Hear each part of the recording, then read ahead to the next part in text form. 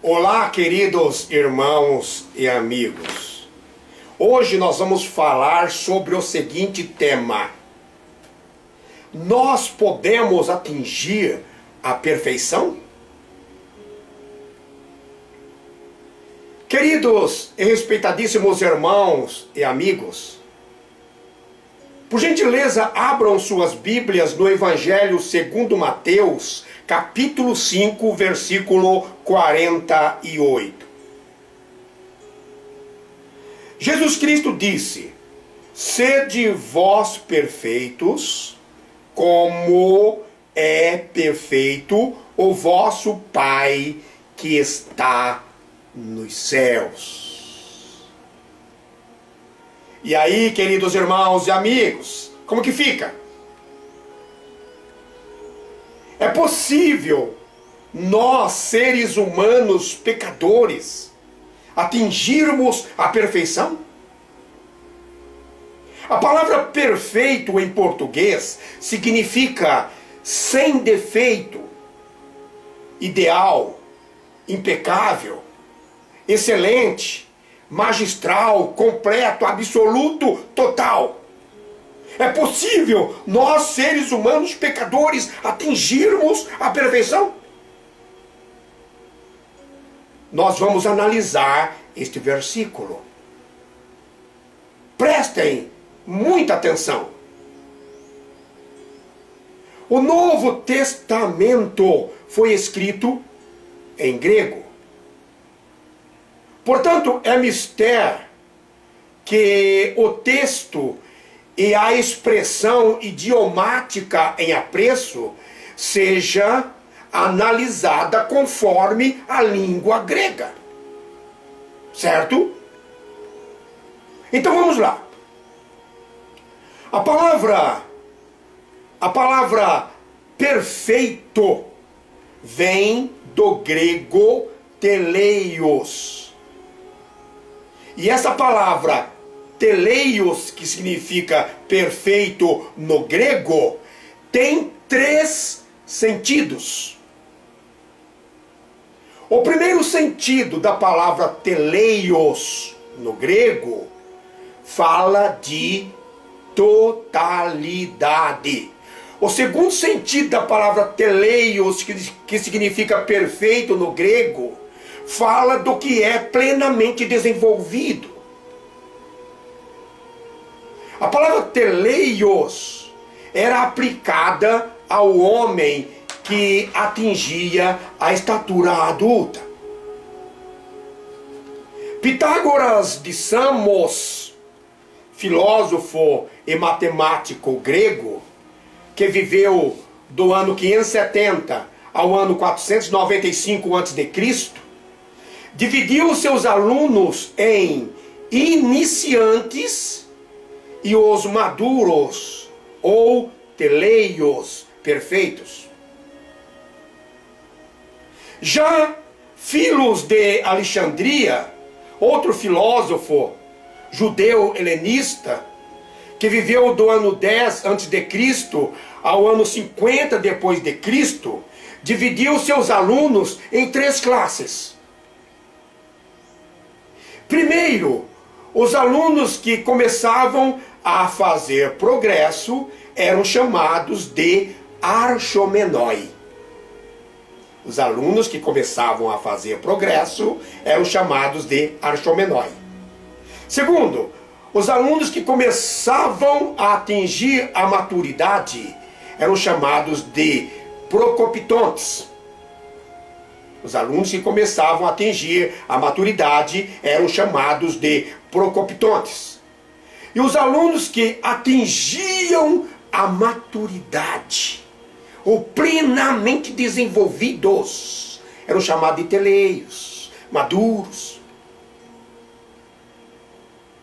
O terceiro sentido da palavra teleios, que significa perfeito no grego, fala do propósito para o qual foi projetado, concebido. Por exemplo, o martelo foi projetado para pregar e arrancar pregos. Ele é perfeito para esse propósito. Entenderam? Queridos irmãos e amigos,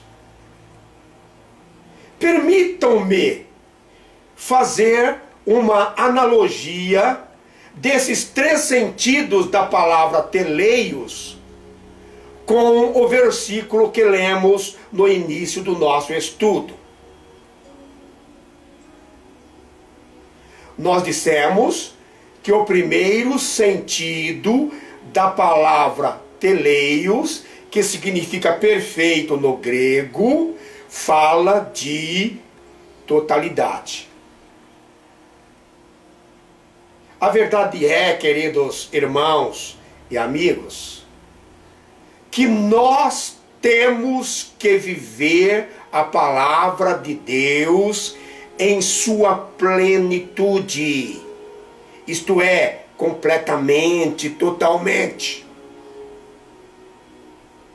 E não deixando nenhum espaço para as coisas do mundo.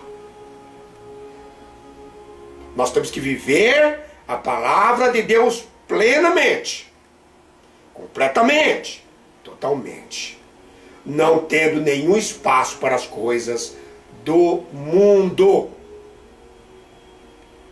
E o apóstolo Paulo, na carta aos Gálatas, capítulo 2, versículos 20 e 21, diz claramente o que é ser perfeito, o que é estar cheio de Deus, o que é plenitude, completude espiritual. Preste atenção no que o apóstolo Paulo disse.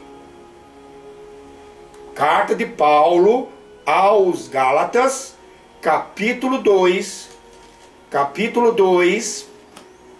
versículos 20 e 21. O apóstolo Paulo disse: já estou crucificado com Cristo. Já estou crucificado com Cristo. E vivo, não mais eu, mas é Cristo Jesus quem vive em mim. E a vida que agora vivo na carne, vivo-a na fé do Filho de Deus, o qual me amou e se entregou a si mesmo por mim. Essa é a perfeição que Cristo quer. O segundo sentido da palavra teleios, que significa perfeição no grego, fala do que é plenamente desenvolvido. Queridos irmãos e amigos, quando somos espiritualmente adultos, quando somos plenamente desenvolvidos, ou em outras palavras, quando atingimos a maturidade espiritual e cristã, a nossa vida tem outro sentido. E nós nos conscientizamos do propósito, do objetivo para o qual fomos criados, que é o terceiro sentido da palavra teleios. Portanto, queridos irmãos e amigos, quando morremos com Cristo, ou melhor, quando morremos com Cristo na cruz, quando morremos com Cristo na cruz, como disse o apóstolo Paulo, quando nos tornamos espiritualmente adultos, nos conscientizamos do propósito, do objetivo para o qual fomos criados.